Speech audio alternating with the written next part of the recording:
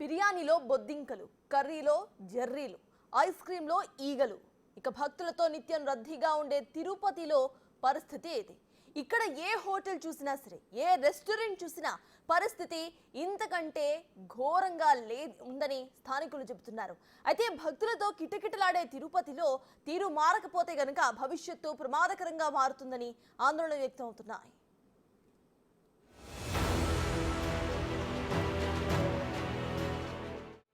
శ్రీవారి దర్శనానికి వెళ్తున్న భక్తులారా జాగ్రత్త.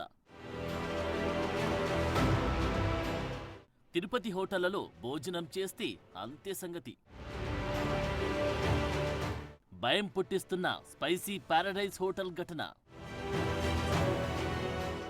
హోటల్ను సీజ్ చేసిన ఫుడ్ సేఫ్టీ అధికారులు.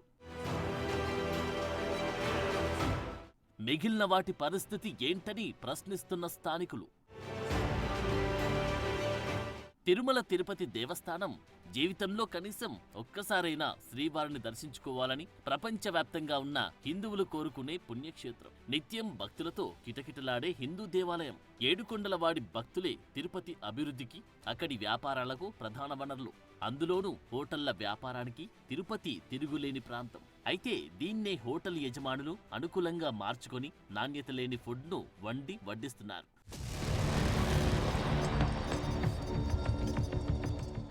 రీసెంట్ గా ఓ వ్యక్తి స్పైసీ పారడైజ్ హోటల్లో బకెట్ బిర్యానీని స్విగ్గీ ద్వారా ఆర్డర్ చేశారు. దీనికోసం ఏకంగా 1255 రూపాయలు చెల్లించాడు. ఆర్డర్ తీసుకుని ఓపెన్ చేసిన ఆ వ్యక్తి షాక్ అయ్యాడు.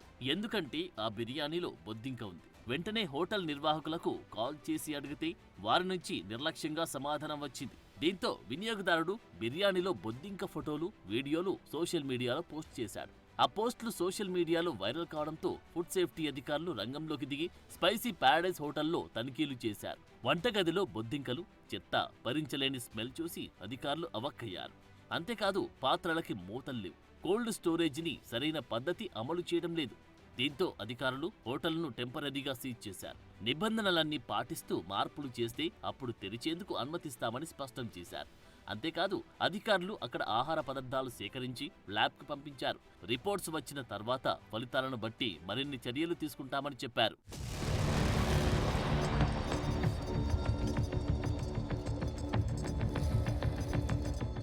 స్పైసీ పారడైజ్ వరకు చర్యలు బాగానే ఉన్నా మిగిలిన వాటి పరిస్థితి ఏంటనే ప్రశ్నలు వినిపిస్తున్నాయి. ఎందుకంటే తిరుపతిలోని ఈ తరహా వ్యవహారం స్పైసీ పారడైజ్కే పరిమితం కాలేదు. దాదాపు అన్ని హోటళ్లు, రెస్టారెంట్లు కూడా నాణ్యత లేని ఫుడ్ పెడుతూ ధరల నియంత్రణ పాటించడం లేదని అంటున్నారు స్థానికులు. శ్రీవారి దయ వలన హోటళ్లకు గిరాకీ తగ్గదు. వద్దన్న వినియోగదారులు వస్తూనే ఉంటారు.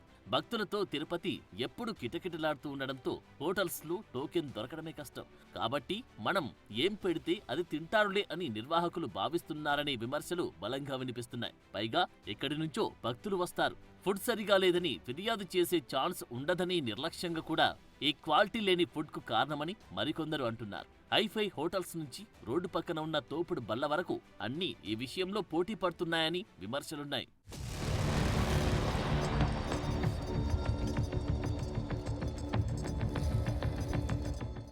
నాసిరకం సరుకులు, నూనెలు, రంగులు, కల్తీ పదార్థాలు కలిపిన ఆహారం తయారు చేసి విక్రయిస్తున్నారు. దేవుడా, మేం ఆరోగ్యంగా ఉండాలని శ్రీవారిని దర్శనం చేసుకోవడానికి వచ్చిన భక్తులు ఈ హోటల్స్లో అనారోగ్యాన్ని కొనుక్కొని వెళ్తున్నారు. ఈ పరిస్థితి తిరుపతికి ఉన్న బ్రాండ్ నేమ్ని దెబ్బతీస్తుందని చాలా మంది ఆవేదన వ్యక్తం చేస్తున్నారు. హోటల్స్లో ఫుడ్ సరిగా లేకపోతే శ్రీవారిని దర్శించుకునే వారు కూడా తగ్గిపోయే ప్రమాదం కూడా ఉంది. దీంతో స్థానిక అధికారులు ఈ విషయాన్ని చాలా సీరియస్గా తీసుకోవాలి. తిరుపతి అంటే వ్యాపారం మాత్రమే కాదు, హిందువుల మనోభావాలతో ముడిపడి ఉన్న ప్రాంతం. కాబట్టి చిన్న పొరపాటు జరిగినా భక్తుల్లో భయాందోళనలు పెరుగుతాయి. సో హోటళ్ల నిర్వహణపై అధికారులు ప్రత్యేక దృష్టి పెట్టాల్సిన అవసరం ఉంది.